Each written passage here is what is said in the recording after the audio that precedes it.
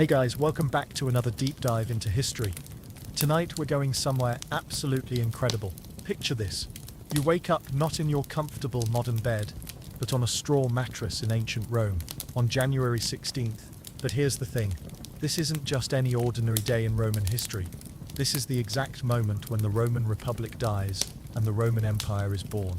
You're about to witness 500 years of democracy crumble and watch as one man becomes the most powerful person on earth. So before we jump into this wild journey, make sure to hit that like button if you're excited to experience history firsthand, and don't forget to subscribe, because we've got some incredible historical adventures coming up. And here's what's really going to blow your mind. You have no idea that when you go to sleep tonight, you'll be living under a completely different government system. Now grab something comfortable to drink, maybe dim those lights, and let's transport you back to the most pivotal day in Western civilization. Because by the end of this story, you'll understand why this single day shaped the next 1500 years of human history. Waking up in history. Congratulations, you've just opened your eyes in 27 BC Rome, and immediately you realize something's different about today. The air feels electric with anticipation, like the morning of a major election, except nobody's quite sure what they're voting for. But here's what you don't know yet. You're about to witness the birth of an empire that will dominate the world for over a millennium. Your sleeping arrangements depend entirely on your social status. And trust me, this isn't like choosing between a king-size bed and a twin.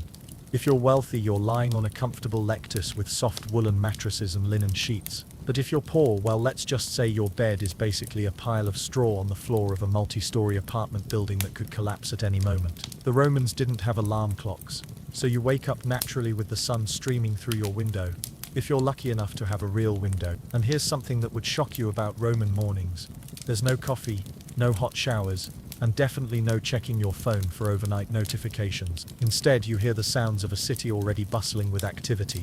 Merchants shouting, carts rumbling over stone streets, and somewhere in the distance, the unmistakable sound of construction work. But what you're really hearing this morning is the sound of history turning a corner. Because somewhere across the city, a man named Gaius Octavius is about to receive a title that will change everything.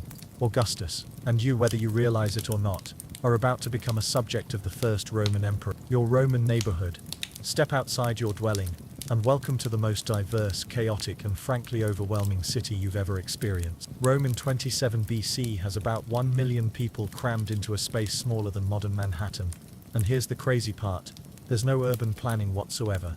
The streets are narrow, winding, and absolutely filthy by modern standards. But before you wrinkle your nose in disgust, remember that this is actually the most advanced city on Earth right now. The wealthy live in beautiful domus houses with courtyards, gardens, and even running water. These homes are architectural marvels with intricate mosaics, frescoes, and rooms dedicated to specific purposes. But here's where it gets really interesting.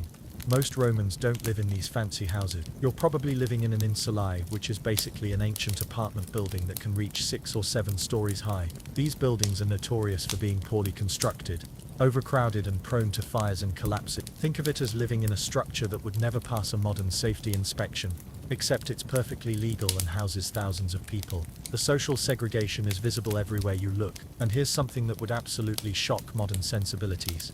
Slavery is so normalized that about 30% of Rome's population consists of enslaved people. They're working in shops, carrying goods, building structures, and performing every conceivable type of labor. You see them everywhere, but their legal status makes them essentially invisible in terms of rights and protections. But what makes today different is the tension in the air. People are gathering in small groups, whispering about changes coming to the government, about this young man Octavian who's been gaining power, and about what it all means for ordinary citizens like yourself. Morning rumors and whispers. In a world without newspapers, television, or social media, information travels through a sophisticated network of gossip, speculation, and occasional official announcements. And this morning the rumors are absolutely wild. You overhear conversations about Octavian receiving new powers from the Senate, about titles being discussed, about the end of civil wars that have been tearing Rome apart for decades. But here's what's really fascinating.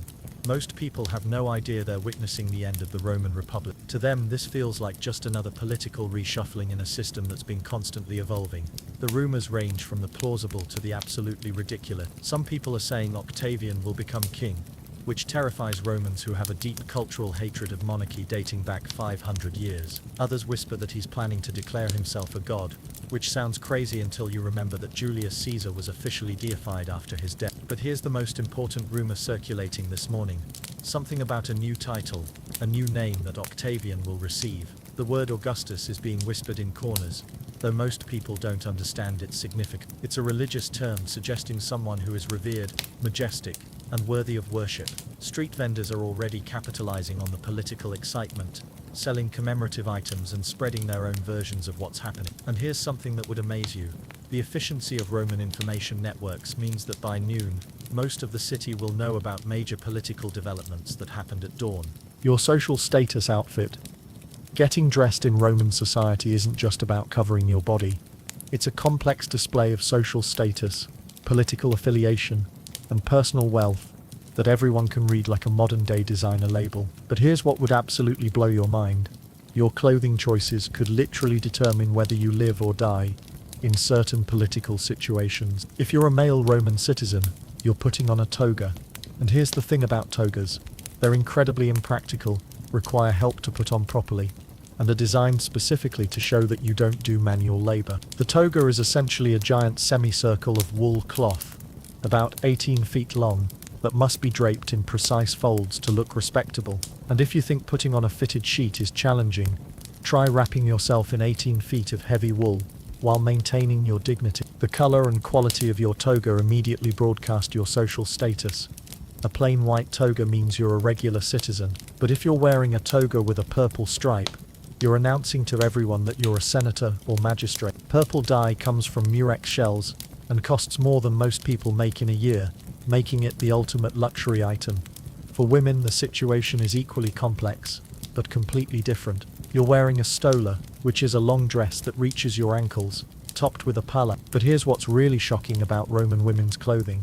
Everything is designed to communicate your marital status and moral character to strangers. The way you wear your hair, the jewelry you choose, even how you drape your palla, sends specific social signal. Married women are expected to cover their hair in public, while unmarried women can wear their hair uncovered. And here's something that would horrify modern feminists. Women who dress inappropriately can face serious legal and social consequences. Roman hygiene rituals. Roman personal hygiene practices would seem simultaneously advanced and horrifying to modern people. And here's the fascinating contradiction. Romans are obsessed with cleanliness while living in conditions that would be considered unsanitary by today's standard. Your morning hygiene routine starts with olive oil instead of soap, because soap as we know it doesn't exist yet. You're literally rubbing olive oil all over your body, then scraping it off with a curved metal tool called a strigil. This process removes dirt, dead skin, and sweat, and believe it or not, it's actually quite effective, though the idea of oil-based bathing would seem bizarre to modern people. But here's where Roman hygiene gets really interesting. They're pioneers in dental care. You're cleaning your teeth with a frayed stick and a powder made from crushed bones, eggshells, and pumice stone. Some wealthy Romans even have gold dental work, proving that cosmetic dentistry isn't a modern invention. The Romans also use urine as mouthwash and teeth whitener. And before you react with disgust, remember that urine contains ammonia, which actually does have whitening properties. Roman poets even wrote about Spanish urine being particularly prized for dental care, which gives you an idea of how sophisticated their hygiene economy was. Women have additional beauty routines that would shock modern sensibility. Lead-based makeup is popular for achieving pale skin, which is considered beautiful because it shows you don't work outdoors. And here's the terrifying part. This lead makeup is slowly poisoning the women who use it, though they have no way of knowing this. What Augustus actually means. The title that Octavian is about to receive today isn't just a name change. It's a complete transformation of Roman political reality. And here's why this matters more than any royal coronation in history. Augustus is a carefully chosen word that sounds religious rather than political. And this is absolutely genius political strategy. Romans hate kings with a passion that's been ingrained in their culture for 500 years. But a title that suggests divine favor and religious authority, that's something Romans can accept. The word itself means revered one, or majestic, and it's connected to the Latin word augere, which means to increase or make greater. But here's the brilliant part. It's also connected to augury, the practice of reading omens from birds, which gives Octavian religious legitimacy. What makes bathhouse gossip particularly powerful is that it shapes public opinion in ways that official propaganda can't. When ordinary Romans are discussing politics in relaxed, informal settings, they're forming genuine opinions rather than simply responding to official messaging. Roman morning meals. Roman breakfast culture would completely shock your modern expectations about the most important meal of the day, and here's what you need to understand. Romans basically skip breakfast as we know it entirely. Your morning meal, called the entaculum, consists of bread, cheese, olives, and maybe some honey if you're wealthy. But here's the thing that would blow your mind. There's no coffee, no tea, no hot beverages of any kind. Instead, you're drinking watered-down wine, and yes, even children drink this because the water quality is questionable at best. The bread you're eating is fundamentally different from modern bread. Roman bread is dense, dark, and often gritty because the flour contains pieces of stone from the grinding process. If you're poor, your bread might be mixed with sawdust, bean flour, or other fillers that would horrify modern food safety inspectors. But here's what's really fascinating about Roman food culture. Meals are deeply connected to social status and political relationships. The quality of your breakfast immediately reveals your place in society. Wealthy Romans might have imported delicacies, while the poor are grateful for whatever grain rations they can obtain. And here's something that would seem bizarre to modern people. Romans eat most of their food with their hands. Forks don't exist yet, so you're using a knife, a spoon, and your fingers for everything.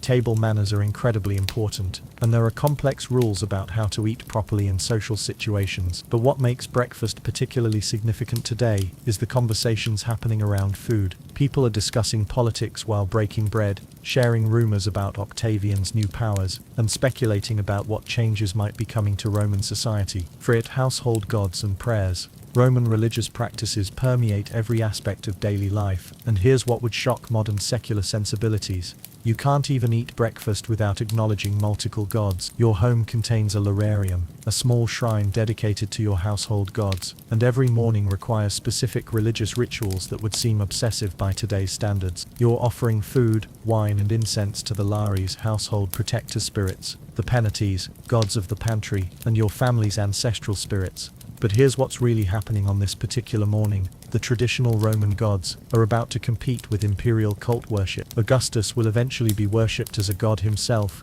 creating a religious revolution that parallels the political one. The prayers you're saying this morning might include requests for Augustus's health and success. And here's the brilliant part of Roman religious strategy. By making the emperor's well-being a matter of religious concern, opposition becomes literally sacrilegious. Roman religion is transactional in a way that would seem bizarre to modern people.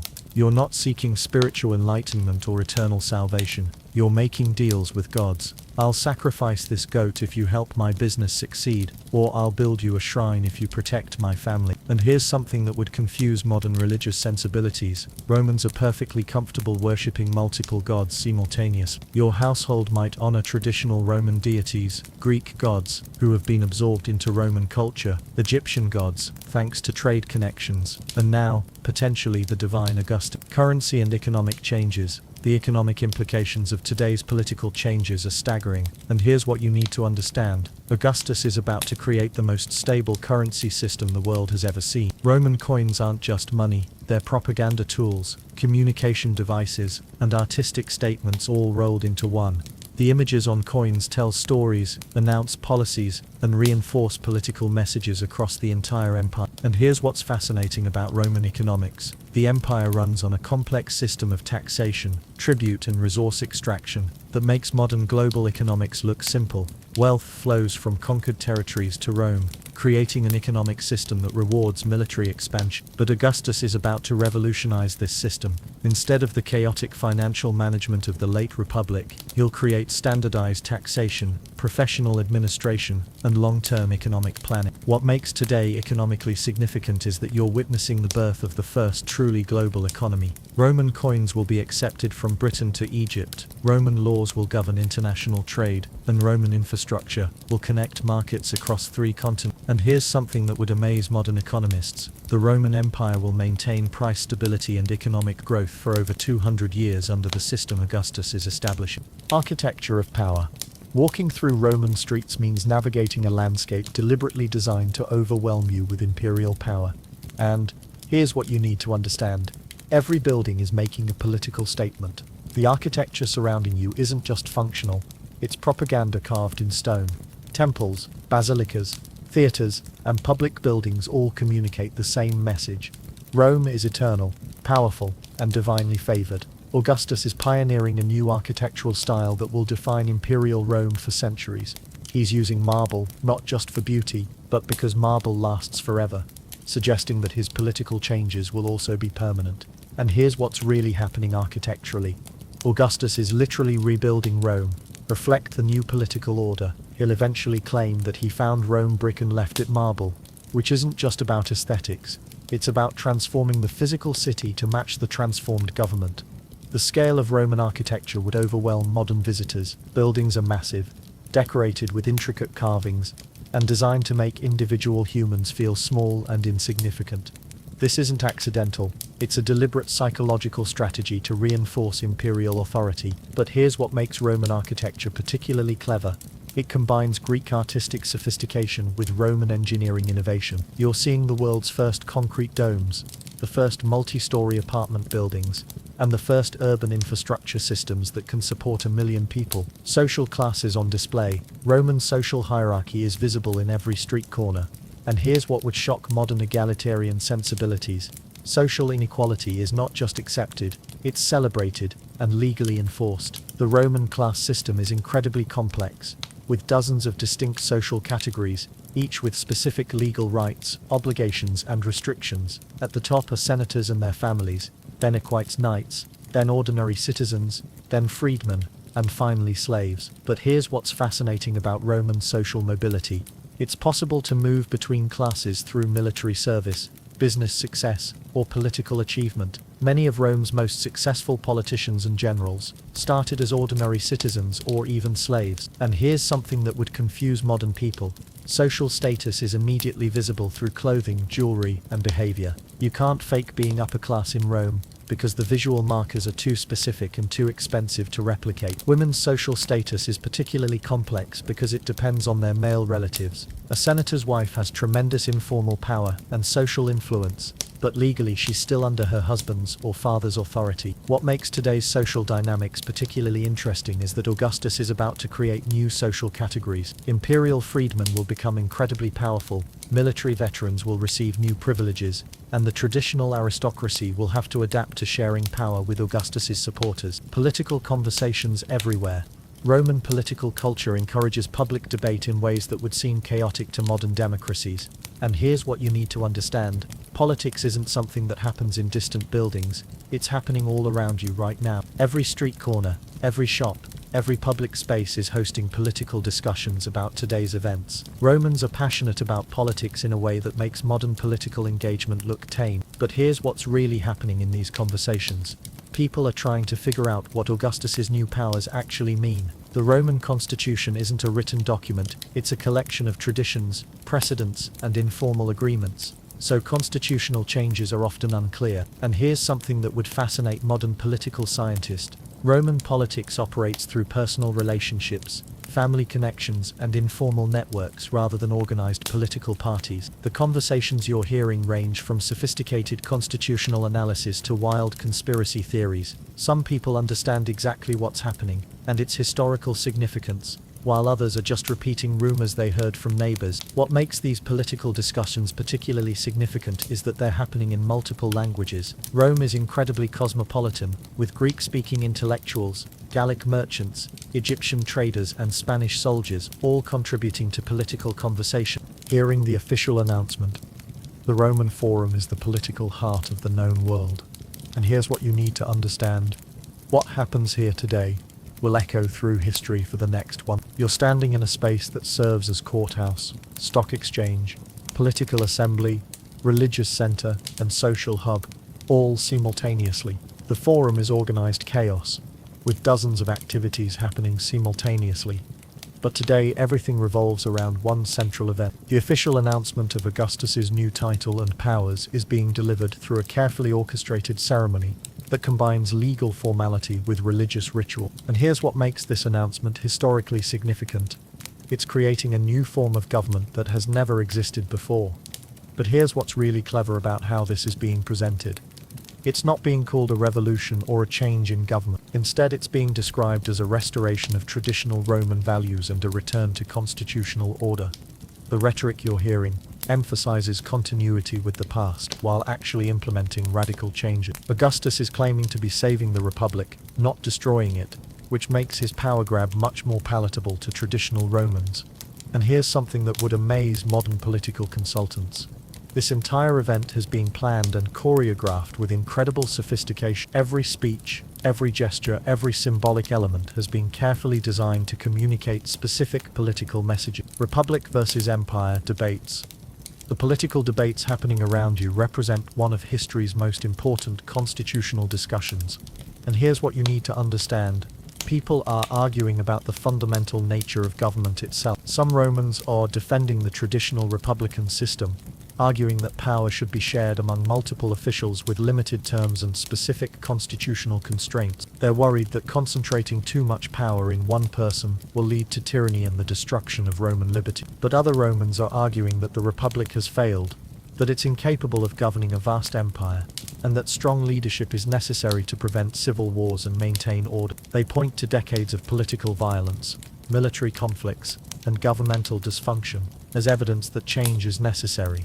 And here's what makes these debates particularly sophisticated. Romans have a deep historical knowledge of different government systems. They're referencing Greek city-states, Hellenistic kingdoms, Eastern empires, and their own republican traditions in these discussions. But here's the really fascinating part. Many Romans understand that they're witnessing a historical turning point. They know this decision will affect not just their own lives, but the lives of their children and grandchildren. What makes these debates particularly poignant is that many of the Republic's defenders fought in the civil wars and understand firsthand the costs of political instability. They're not defending an abstract theory, they're defending a system they've sacrificed. Public reactions and drama. Roman political theatre operates on a scale and with an intensity that would overwhelm modern political events. And here's what you need to understand. Romans express political emotions in ways that would seem extreme by contemporary standards. The crowd reactions you're witnessing range from ecstatic celebration to dramatic mourning, with very little middle ground. Romans don't do political moderation. They're either completely supportive or utterly opposed. And here's what's really happening emotionally. People are processing the end of a 500-year-old political system.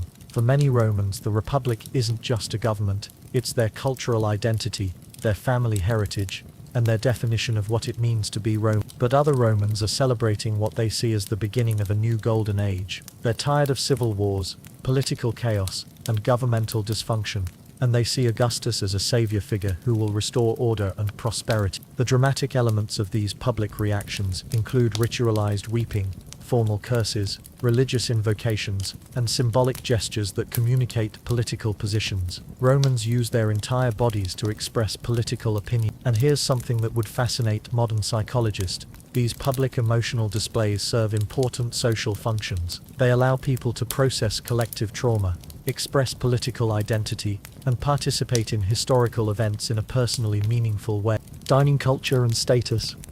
Roman dining culture transforms every meal into a complex social and political performance. And here's what you need to understand. How you eat is just as important as what you eat. Your midday meal, called prandium, is typically light, but the social dynamics surrounding it are incredibly complex. If you're invited to dine with people of higher social status, there are dozens of unwritten rules about behavior, conversation topics, and proper etiquette. And here's what would shock modern diners. Romans eat lying down on couches, not sitting in chairs. The position of your couch, the quality of your spot, and even which direction you're facing, all communicate your social status relative to other diners. Roman wine culture is particularly sophisticated and politically charged. The quality of wine served to different guests indicates their importance, and refusing wine or drinking inappropriately can be seen as a political insult. But here's what makes dining particularly significant today. Political alliances are often formed and broken over meals. The conversations happening around Roman dinner tables are shaping the future of the empire. And here's something that would amaze modern food enthusiasts. Roman cuisine incorporates ingredients from across the known world. You might be eating Spanish olives, Gallic ham, Egyptian wheat, Indian spices, and Chinese silk. Not for the fabric, but Romans actually ate silk as a delicacy. Family dynamics and roles. Roman family structure operates according to principles that would seem shocking to modern sensibilities. And here's what you need to understand. The family is the basic unit of political and economic organization. The paterfamilias, male head of household, has absolute legal authority over every family member, including the right to disown children, arrange marriages, and make financial decisions. This isn't just tradition, it's backed by Roman law. But here's what's particularly interesting about Roman family dynamics. Women often exercise tremendous informal power despite their limited legal rights. Wealthy Roman women control household finances, influence political decisions, and sometimes run businesses through male intermediaries. Children in Roman families receive sophisticated educations that prepare them for specific social roles. Boys learn rhetoric, politics, and military skills, while girls learn household management, but both receive training in literature, philosophy, and the arts. And here's something that would confuse modern family therapists. Roman families often include multiple generations, adopted children, freedmen, and slaves all living under one roof and sharing complex emotional and economic relationships. What makes family dynamics particularly significant today is that Augustus is about to implement new laws regulating marriage, divorce, and reproduction. The state is literally going to start intervening in family decisions that Romans have traditionally considered private. Economic impact of the change. The economic implications of Augustus's rise to power represent one of history's most successful economic transformations. And here's what you need to understand. This political change is about to create unprecedented prosperity. The Roman economy under the late Republic was characterized by chaos, corruption, and inefficiency. Provincial governors basically robbed their territories, tax collection was often violent and arbitrary, and there was no long-term economic planning. But Augustus is about to revolutionize Roman economic management through professional administration, standardized taxation, and systematic infrastructure development. He's creating the world's first rational bureaucracy. And here's what's really remarkable about Augustus's economic vision. He understands that political stability requires economic prosperity. He's going to invest in roads, aqueducts, ports, and public buildings, not just for their immediate benefits, but because they create jobs and demonstrate imperial competence. The currency reforms alone will have massive economic impact. Augustus will create a stable, standardized monetary system that allows for long-distance trade and economic planning in ways that were impossible under the Republic. But here's what makes today's economic changes particularly significant. Augustus is establishing economic policies that will maintain Roman prosperity for over 200 years. Modern economists still study the Pax Romana as an example of successful long-term economic management. Gladiatorial games. Roman entertainment culture revolves around spectacular violence that would horrify modern sensibilities. And here's what you need to understand. Gladiatorial games aren't just entertainment, they're political tools and religious rituals. The games you might attend today are part of the celebrations surrounding Augustus's new title, and they're designed to demonstrate imperial power through the control of life and death. When the emperor can decide who lives and dies in the arena, he's displaying ultimate authority. But here's what's really fascinating about gladiatorial culture. It's much more complex than simple blood sport. Gladiators are celebrities, some fights are choreographed, and the audience participation is incredibly sophisticated. And here's something that would shock modern sports fans. Gladiatorial games have complex rules, different fighting styles, and elaborate storylines that engage audiences emotionally. Romans don't just want to see people die, they want to see dramatic narratives played out through combat. The social dynamics of the arena reflect the broader social hierarchy. Where you sit, how you dress, and how you react to the games all communicate your social status and political affiliations. But here's what makes gladiatorial games particularly significant for Augustus. They allow him to demonstrate generosity, control over resources, and connection to traditional Roman values. Providing games is a political necessity for any Roman leader. Theatre and public shows.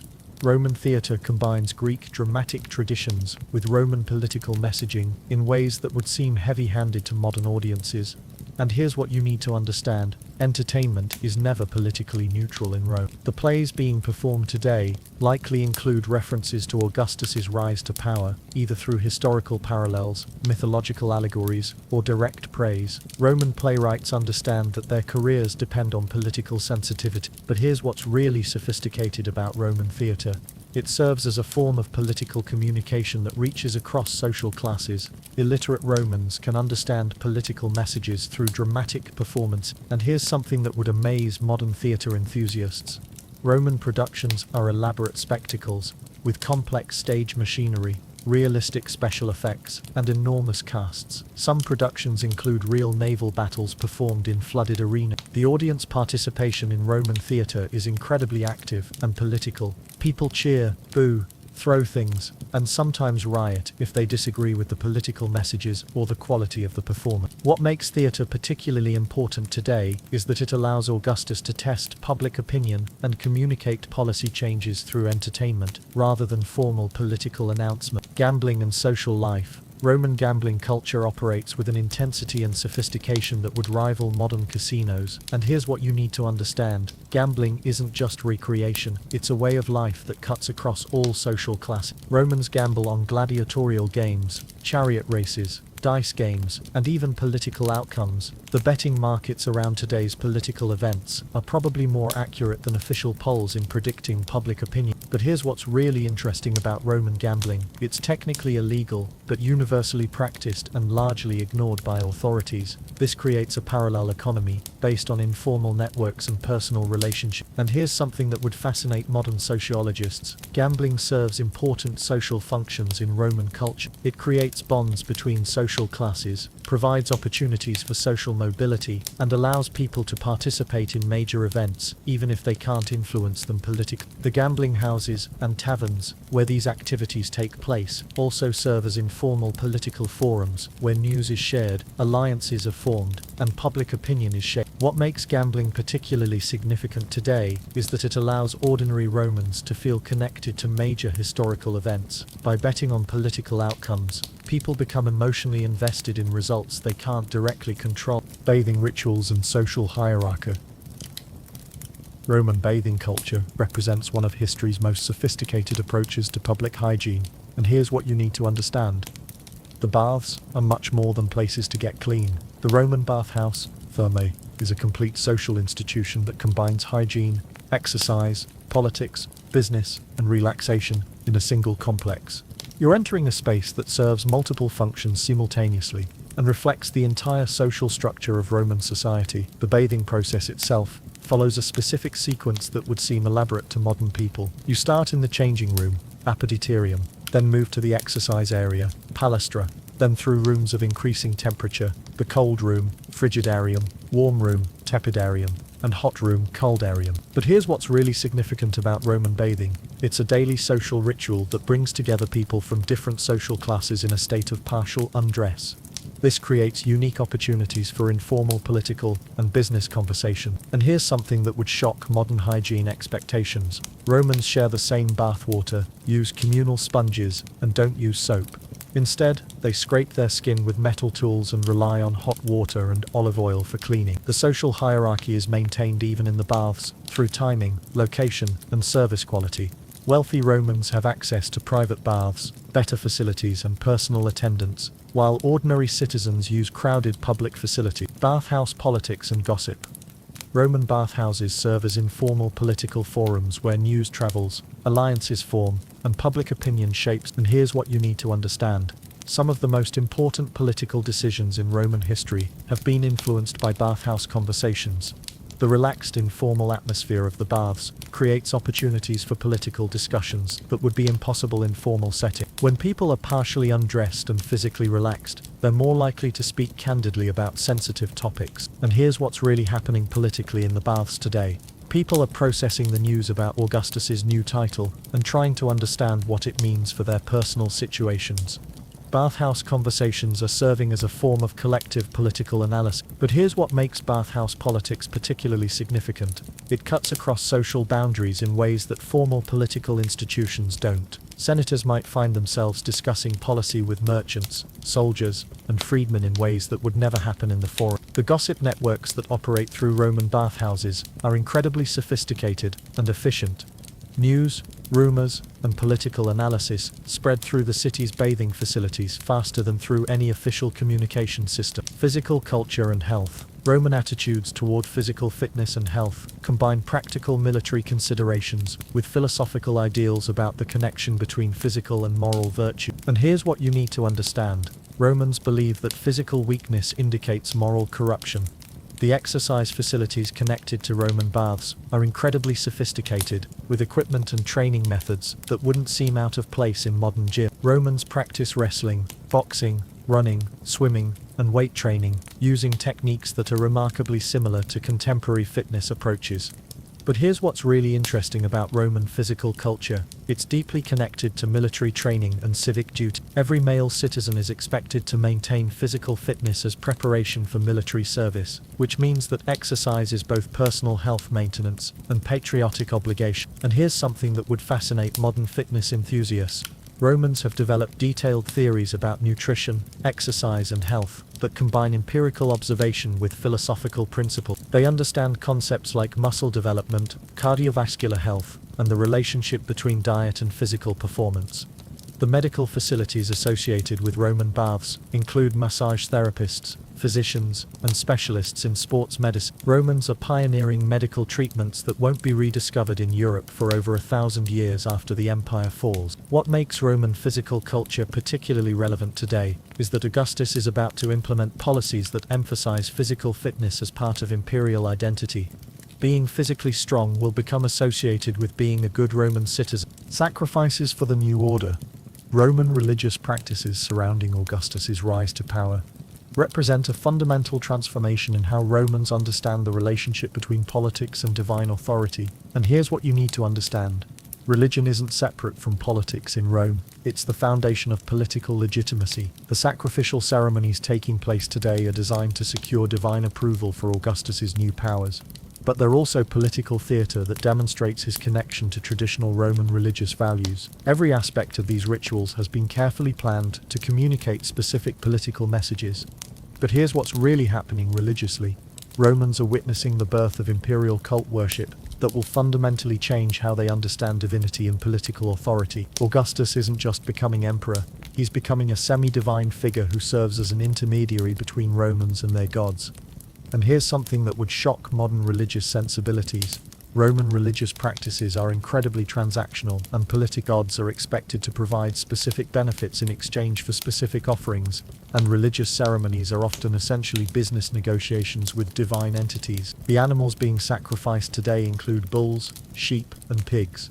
And the quality and number of these sacrifices communicate the importance of the political changes taking place. More expensive sacrifices indicate more significant political events. What makes today's religious ceremonies particularly significant is that they're establishing precedents that will govern imperial religious practices for centuries. Future emperors will be expected to maintain the same connection between political power and divine favor that Augustus is establishing today. Traditional versus new imperial cults. The religious revolution accompanying Augustus's political changes represents one of history's most successful transformations of religious practice. And here's what you need to understand. Augustus is creating an entirely new form of religious worship while claiming to restore traditional values. Traditional Roman religion focuses on the worship of ancestral gods, household deities, and civic protectors who have specific relationships with particular families, locations, and activity. These gods are powerful but limited in scope, and they're worshipped through established rituals that have remained unchanged for centuries.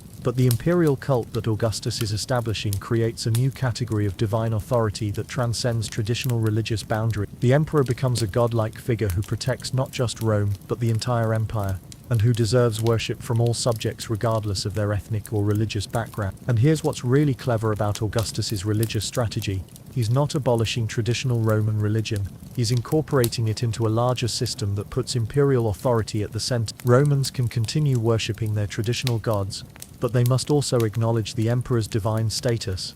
The practical implications of this religious transformation are enormous. Imperial cult worship becomes a test of political loyalty, a source of imperial revenue, and a unifying force that connects diverse populations across the empire. What makes this religious change particularly significant is that it solves one of the Republic's major problems: how to create emotional and spiritual loyalty to a government that rules diverse populations with different cultural traditions, omens, and prophecies.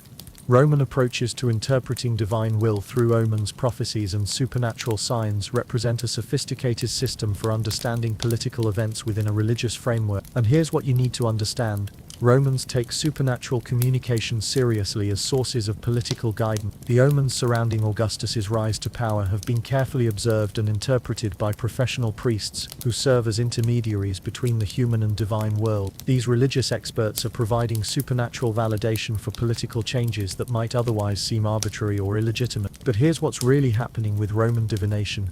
It serves as a form of political communication that allows leaders to test public opinion, communicate policy changes, and build consensus around controversial decisions. When priests announce that the gods support Augustus, they're also announcing that good Romans should support him. And here's something that would fascinate modern political consultants. Roman divination practices create opportunities for sophisticated political messaging that appears to come from supernatural rather than human sources. This makes political communication much more persuasive because it seems to transcend human self-interest. The specific omens being interpreted today likely include unusual animal behavior, atmospheric phenomena, and patterns in sacrificial entrails that trained priests can read as indicators of divine will. These interpretative practices require years of training and extensive knowledge of precedent and tradition. What makes today's omens particularly important is that they're establishing supernatural precedent for imperial authority that future emperors will be able to reference. Augustus isn't just gaining human political support, he's gaining divine political support that legitimizes imperial power in ways that purely secular authority cannot. Women's roles and restrictions. Roman women's lives operate within legal and social constraints that would seem oppressive by modern standards. But here's what you need to understand. Augustus is about to implement new laws that will fundamentally change how women experience Roman society. Under traditional Roman law, women remain under the legal authority of male guardians, either fathers or husbands, throughout their entire lives. But wealthy and influential women often exercise tremendous informal power through family connections and social networks. The gap between legal restrictions and practical influence is enormous.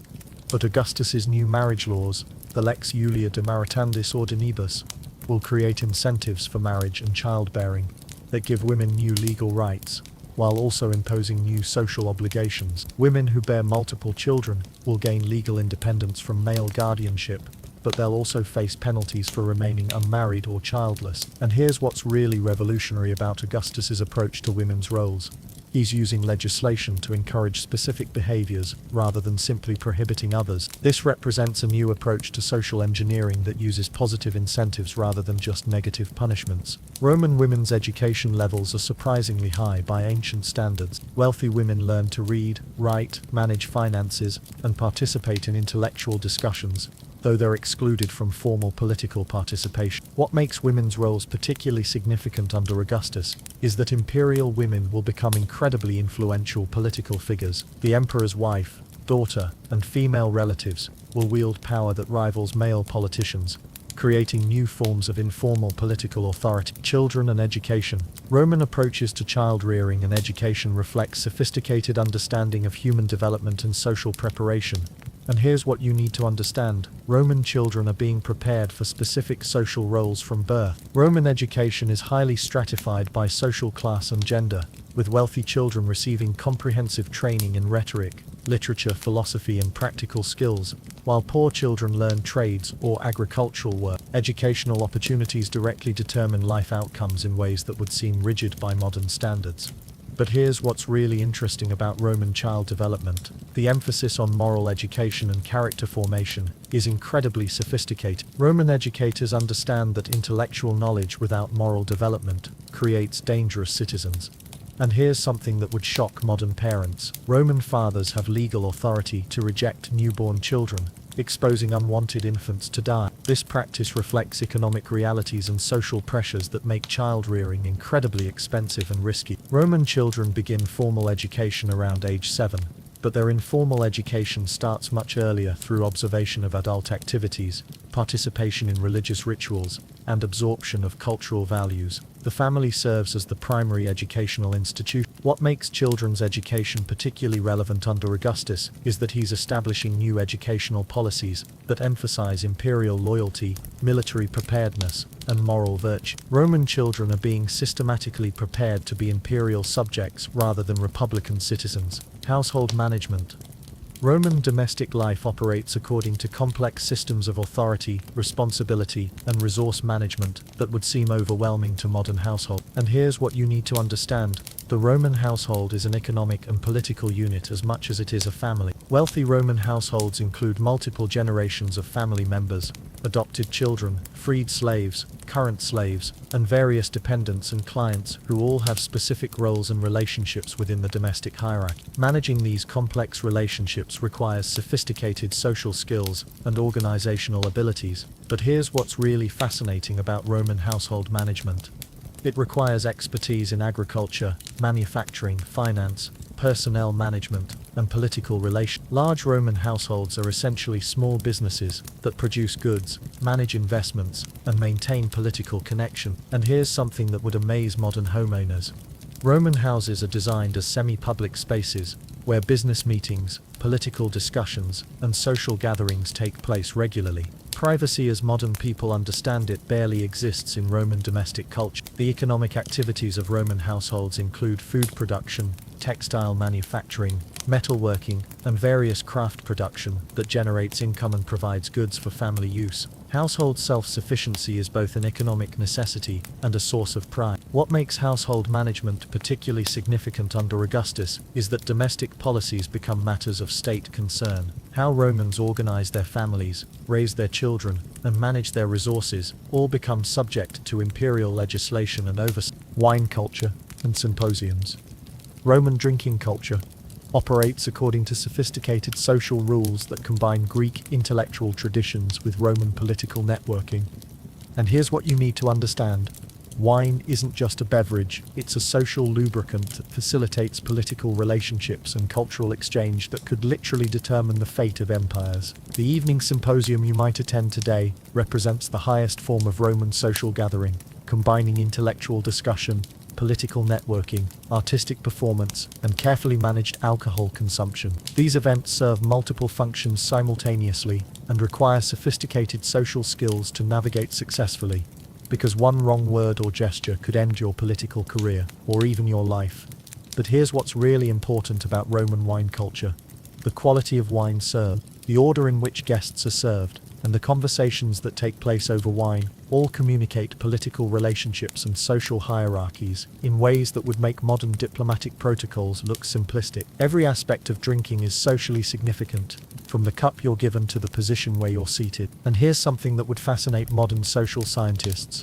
Roman drinking practices include elaborate rituals for mixing wine with water, toasting specific individuals or concepts, and using alcohol consumption to build trust and intimacy between participants. The Romans have turned drinking into a sophisticated form of social engineering that creates bonds between people who might otherwise be enemies. The wine itself comes from vineyards across the empire, and knowledgeable Romans can identify wines by region, vintage, and quality with expertise that would rival modern sommelier. But here's what makes Roman wine culture particularly dangerous. The lid pipes and vessels used in wine production are slowly poisoning the upper classes, though nobody understands this connection yet. The discussions taking place at tonight's gatherings likely focus on Augustus's new powers, the implications for Roman society, and the personal opportunities and threats that imperial government might create. Wine facilitates political conversations that would be impossible in formal settings, but it also creates opportunities for indiscretion that could be politically fatal. And here's something that would shock modern party-goers.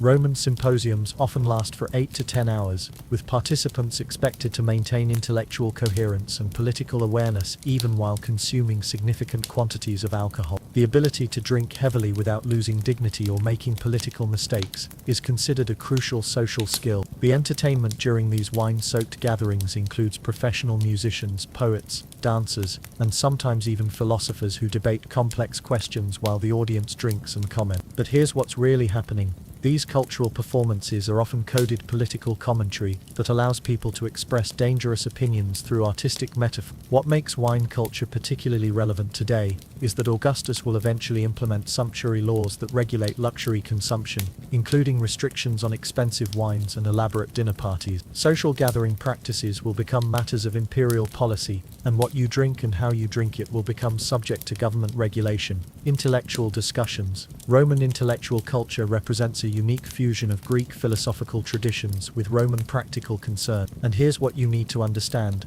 Intellectual discussion isn't separate from politics in Rome. It's a form of political activity that can be more dangerous than military combat. The conversations taking place at tonight's gatherings include sophisticated analysis of political theory, historical precedent, and philosophical principles that inform practical decision-making. Romans approach politics as an intellectual discipline that requires extensive education and careful reasoning, but they also understand that ideas have consequences and wrong ideas can get you killed. But here's what's really remarkable about Roman intellectual culture. It's accessible to people across social classes in ways that would seem democratic by ancient standards. Educated slaves, freedmen, merchants, and aristocrats can all participate in intellectual discussions if they demonstrate sufficient knowledge and rhetorical skill, creating a meritocracy of intelligence that cuts across traditional social boundaries. And here's something that would amaze modern academics. Roman intellectual discussions routinely combine theoretical analysis with practical application in ways that make abstract philosophy immediately relevant to daily life. Philosophical principles are evaluated based on their usefulness for solving real political and social problems,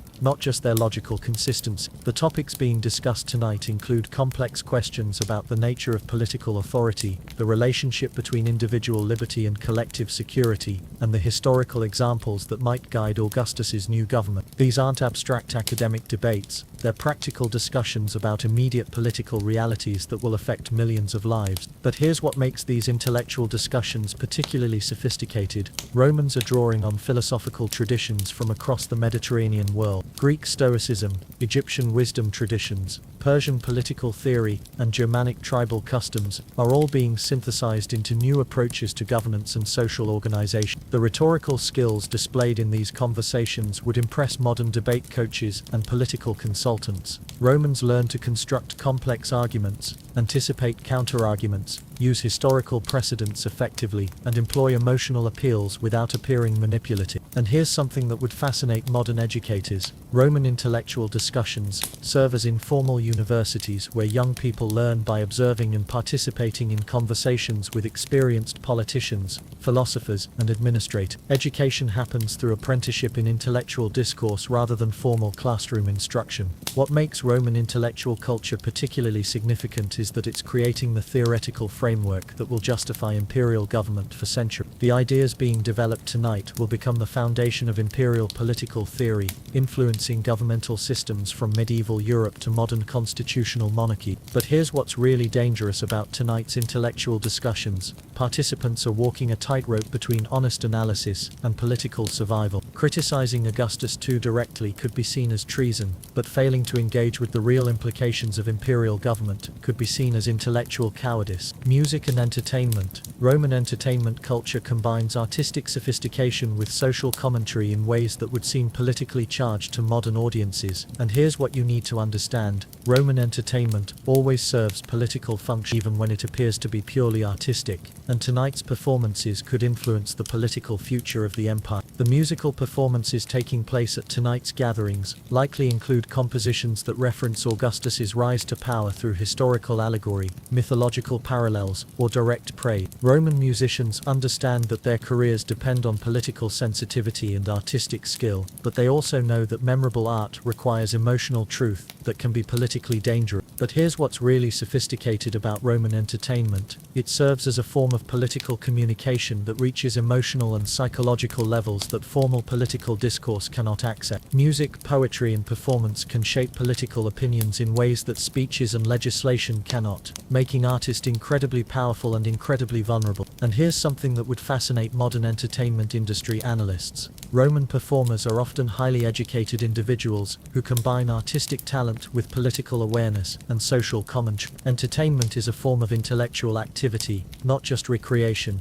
and successful performers must be as knowledgeable about politics and philosophy as they are about their artistic craft. The entertainment taking place tonight includes musical performances on sophisticated instruments, including lyres, flutes, drums, and early versions of organs that create complex harmonies and rhythmic patterns. Roman music theory is highly developed, with detailed understanding of scales, modes, and emotional effects that wouldn't seem out of place in modern conservatory. But here's what makes tonight's entertainment particularly historically significant. It's helping to create cultural narratives about Augustus's rise to power that will influence how Romans understand imperial authority for generations. The songs, poems, and stories being performed tonight will become part of the official mythology of the Roman Empire.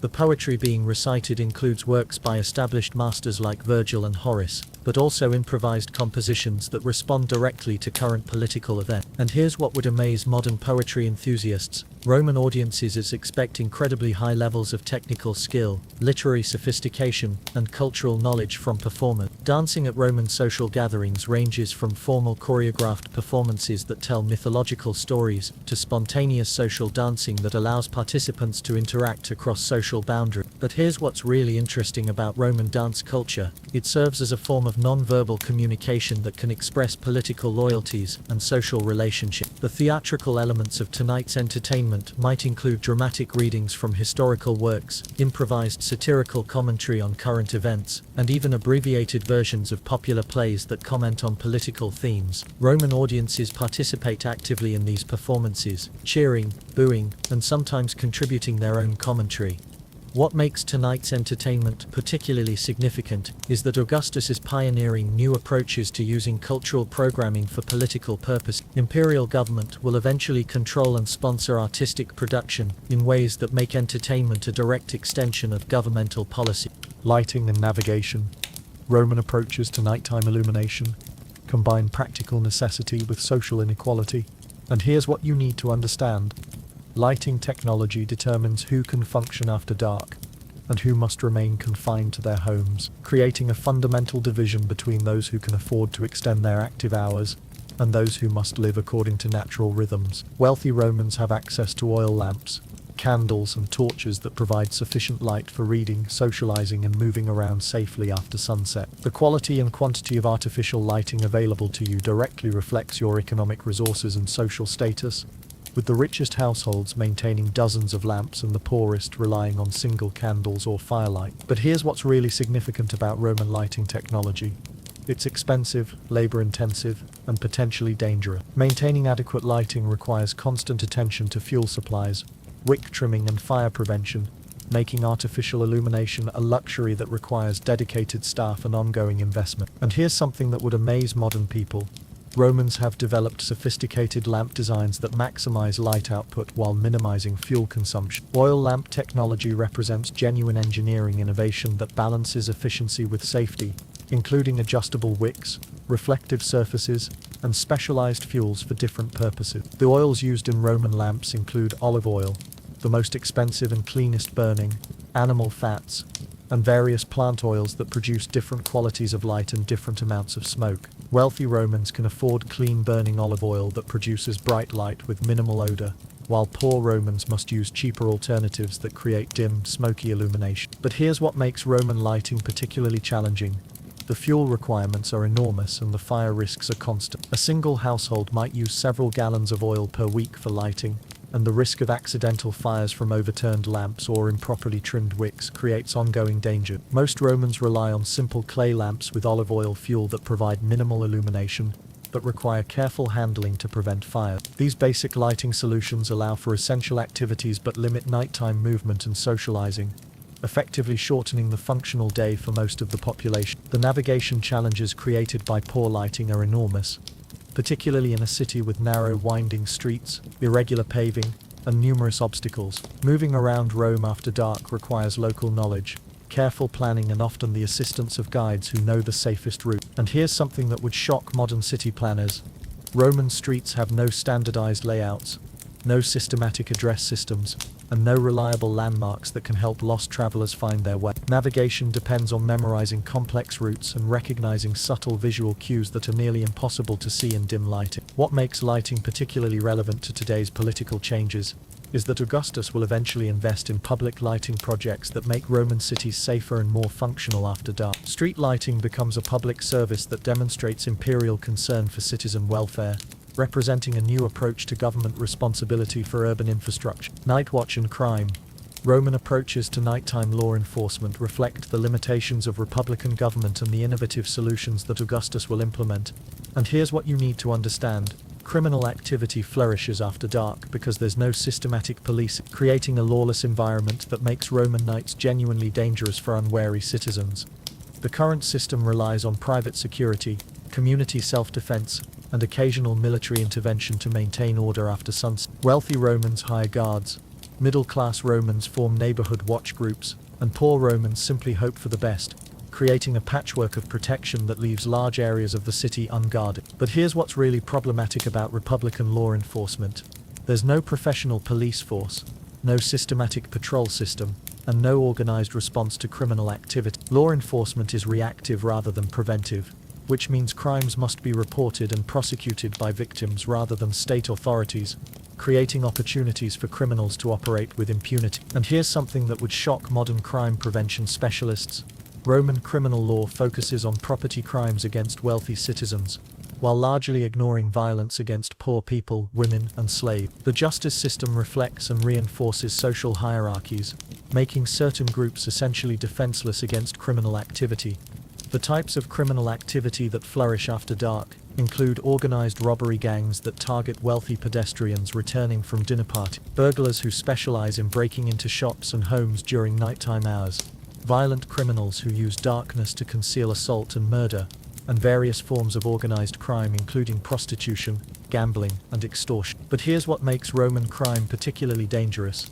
Criminals often operate in organized groups with sophisticated knowledge of victim patterns, escape routes, and law enforcement limitations. Some criminal organizations have connections to corrupt officials, making them effectively immune from prosecution.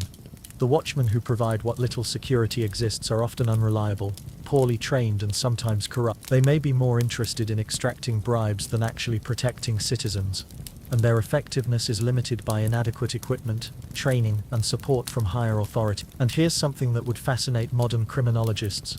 Roman criminal activity follows predictable patterns based on urban geography, economic conditions, and social tension. Certain neighborhoods, times of night, and types of weather create higher or lower risks that experienced Romans learned to navigate through hard-won knowledge. The relationship between crime and social inequality is direct and obvious in ways that would shock modern observers. Areas where poor people live experience much higher crime rates, while wealthy neighborhoods remain relatively safe through private security measures that are unavailable to ordinary citizens. But here's what makes the crime situation particularly complex.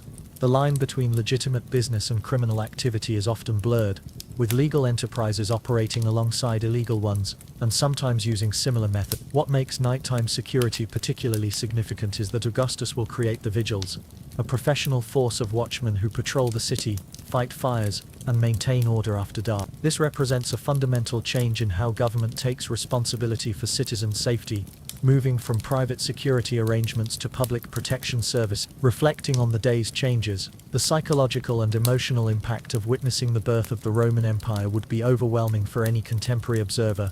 And here's what you need to understand. You've experienced one of history's most significant political transformations, and the full implications of what you've witnessed today won't become clear for decades or even centuries. The events you've witnessed today represent the end of the Roman Republic and the beginning of the Roman Empire, a change that will affect the course of Western civilization for the next 1500 years. Very few people in history have had the opportunity to witness such a fundamental transformation of political organization, and even fewer have understood its significance at the time. But here's what's really remarkable about today's changes. They've been presented as continuity rather than revolution. Augustus has gained unprecedented power while claiming to restore traditional Roman values and constitutional government, demonstrating political skill that will be studied by leaders and scholars for millennia. And here's something that would fascinate modern political scientists. You've witnessed the most successful political rebrand in human history. The transformation from republic to empire has been accomplished without military conquest, violent revolution, or obvious constitutional crisis, proving that fundamental political change can occur through skillful manipulation of existing institutions and cultural value. The personal implications of today's changes are enormous but not immediately obvious. Your legal rights, economic opportunities, social relationships and daily experiences will all be affected by imperial government in ways that will become clear only over time, as Augustus implements new policies and establishes new precedents. But here's what makes today's reflection particularly poignant. You're part of the last generation of Romans who remember republican government. Future Romans will grow up under imperial rule, and will never know the political system that you've experienced, making you a living witness to a vanished world. The cultural and social changes accompanying today's political transformation will be equally significant but even less obvious in the short term. Roman art, literature, architecture, religion and social customs will all evolve under imperial influence, creating a new form of Roman civilization that's both continuous with the past and fundamentally different. And here's something that would amaze you if you could see into the future. The governmental system established today will be copied and adapted by civilizations around the world, from medieval European monarchies to modern constitutional systems. The political innovations you've witnessed will influence human government for thousands of years. The economic implications of imperial government will create unprecedented prosperity but also new forms of inequality and exploitation. The Pax Romana will bring peace, stability and economic growth to much of the known world, but it will also concentrate wealth and power in ways that would have been impossible under republican government. But here's what makes tonight's reflection particularly significant. You're trying to understand changes that are still happening, whose consequences are still unfolding, and whose ultimate meaning won't be clear for generations. You're living through history rather than reading about it, which means you must act and react based on incomplete information and uncertain outcomes. What makes your personal experience of these changes particularly valuable is that you represent the perspective of ordinary people who must adapt to political transformations they didn't choose and can't control. Your observations, reactions, and adaptations provide insight into how major historical changes actually affect real people in their daily lives, beyond the grand narratives that historians usually focus on. Comparing old versus new systems. The constitutional changes you've witnessed today represent one of history's most successful governmental transitions. And here's what you need to understand. Augustus has solved fundamental problems that the Roman Republic could not address. The republican system was designed to govern a city-state through shared power, limited terms, and constitutional constraints, but it proved incapable of managing a Mediterranean-spanning empire with diverse populations and complex administrative needs. The governmental structure simply couldn't handle the scale and complexity of Roman territorial expansion. But here's what's really ingenious about Augustus's solution. He's maintained the appearance of republican institutions while creating new sources of authority that allow for effective imperial governance. The Senate still meets, magistrates are still elected, and traditional ceremonies still take place, but real power has been concentrated in imperial hands. And here's something that would impress modern constitutional scholars. Augustus has created a governmental system that's flexible enough to adapt to changing circumstances, while stable enough to maintain continuity across generations. Imperial government will prove remarkably durable and effective. The practical advantages of imperial government include professional administration, long-term planning, consistent policy implementation, and unified military command. These improvements will create unprecedented prosperity and stability across the Roman world.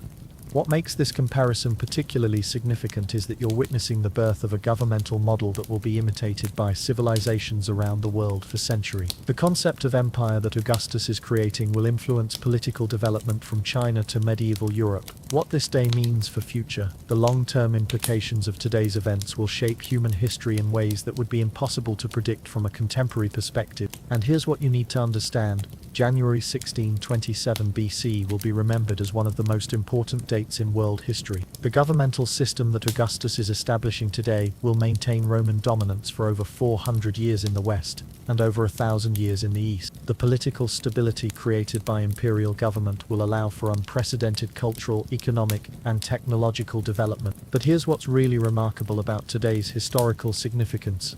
It's creating the foundation for Western legal systems, governmental institutions, and political concepts that continue to influence modern democracy. Roman imperial innovations in law, administration, and governance will survive the empire itself. And here's something that would amaze you if you could see the future. The Latin language that you speak, the architectural styles you see around you, and the legal principles that govern your daily life will spread across Europe, Africa, and the Americas. Roman imperial culture will have global influence. The religious changes accompanying today's political transformation will eventually lead to the adoption of Christianity as the imperial religion, fundamentally altering the development of Western civilization. Imperial government will provide the structure through which new religious and philosophical ideas spread across the ancient world. What makes today's historical significance particularly profound is that you're witnessing the creation of the political and cultural foundation for the modern Western world. The changes happening today will echo through history for over 2,000 years. Your personal impact on history, your role as a witness to these world-changing events places you in a unique position to understand the relationship between individual experience and historical transformation. And here's what you need to understand. Ordinary people like yourself are both shaped by history and help to shape it. The conversations you've had today, the political opinions you've formed, and the social relationships you've maintained all contribute to the collective Roman response to Augustus's rise to power. History isn't just made by famous leaders, it's made by millions of individual decisions and reactions. But here's what's really significant about your historical experience. You represent the perspective of ordinary Romans who must adapt to political changes they didn't choose and can't control. Your daily life experiences provide insight into how major historical transformations affect regular people. And here's something that would fascinate future historians. Your observations about Roman social life, economic conditions, and cultural practices provide evidence about how ancient civilizations actually functioned. The details of daily life that seem mundane to you are historically invaluable. Your personal adaptation to imperial government, whether through acceptance, resistance, or indifference, represents one small part of the massive social process through which political systems gain legitimacy and stability. Individual responses collectively determine whether governmental changes succeed or fail. What makes your personal historical impact particularly meaningful is that you're helping to create the cultural and social foundation that will support imperial government for centuries. Your daily choices about how to live under the new system contribute to its long-term success. Historical lessons and takeaways. The day you've experienced represents one of history's most successful examples of peaceful governmental transition, and the lessons from Augustus's rise to power continue to be relevant for understanding modern politics and social change. The most important lesson from today's events is that major political transformations often succeed through gradual change and skillful presentation rather than dramatic revolution. Augustus gained unprecedented power while claiming to restore traditional values, demonstrating the importance of political messaging and cultural sensitivity in implementing change. The economic and social policies that Augustus implemented created over 2 centuries of unprecedented prosperity and stability known as the Pax Romana. This demonstrates how effective governance, infrastructure investment, and long-term planning can create sustainable political systems that benefit large populations. The integration of diverse populations into a single political system shows how successful empires balance unity with diversity. Roman imperial government allowed local customs and traditions to continue while creating overarching institutions that connected different cultures and regions. The relationship between political power and religious authority that Augustus established shows how successful leaders use cultural and spiritual resources to legitimize their authority. The imperial cult created emotional and psychological connections between rulers and subjects that purely secular government could not achieve. Perhaps most importantly, today's events demonstrate how individual adaptation to political change shapes the success or failure of new governmental systems. The collective response of ordinary Romans like yourself determined whether Augustus's innovations would create lasting stability or temporary disruption. Hey, are you still awake? Hey there, are you still with me? If you've made it this far through our journey to 27 BC Rome, you've just experienced one of the most pivotal days in human history. I hope you didn't actually fall asleep during the gladiatorial games or the wine-soaked symposium, though honestly that would be pretty historically authentic. If you enjoyed this deep dive into the birth of the Roman Empire, make sure to hit that subscribe button and ring the notification bell. We've got some incredible historical adventures coming up, including what it would be like to witness the fall of Constantinople, survive the Black Death, and experience the construction of the Great Wall of China. And here's a question I want you to think about as you drift off to sleep tonight. If you had been a Roman citizen on January 60, would you have supported Augustus's rise to power, or would you have fought to preserve the dying republic? Would you have chosen the stability and prosperity of imperial government, or the freedom and chaos of republican democracy? Drop your thoughts in the comments below. I love hearing your perspectives on these historical scenarios, and your insights often give me ideas for future videos. Sweet dreams, and remember, you now know more about daily life in ancient Rome than 99% of people who have ever lived. Use this knowledge wisely, and try not to judge your modern conveniences too harshly when you wake up tomorrow morning with running water, electric lighting and coffee. Thanks for joining me on this historical journey, Until next time, keep exploring the past to understand the present.